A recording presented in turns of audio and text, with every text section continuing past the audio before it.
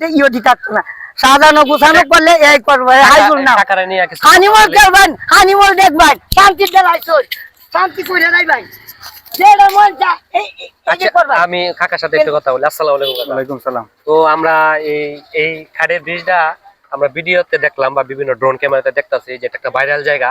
আজকে আসলাম, আজকে আয়শা এই কাকার মুখে শুনলাম যে আপনি নাকি এই ব্রিজের উদ্বোধন করছেন বা আপনি নাকি পরিচালক। আমরা দুই গ্রামে মিলে এটা করছি। তো এই ব্রিজ সম্পর্কে আপনার কাছে কিছু জানতে চাই, দর্শকের উদ্দেশ্যে কিছু বলেন।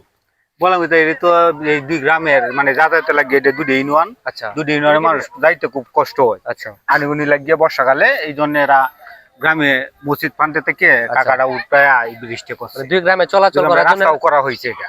আচ্ছা, যাই হোক, মানে রাইট ইউনিয়নের বাবু চেয়ারম্যান আর আমরা দলা ইউনিয়নের হলো জিনুক চেয়ারম্যান, দুজনে মিললেই, দুজনের কথার মধ্যে মিললে রাস্তাঘাট মিললে। আচ্ছা, যাই হোক। আচ্ছা, আর আগামীতে এই বছর তো এটি হয়েছে, আগামীতে এনে সুন্দর করে মানে মানুষ যা আসে এই সুন্দর মতো নিয়ে করাম, যা কিছু লাগে সম্পূর্ণ এনে থাকবে।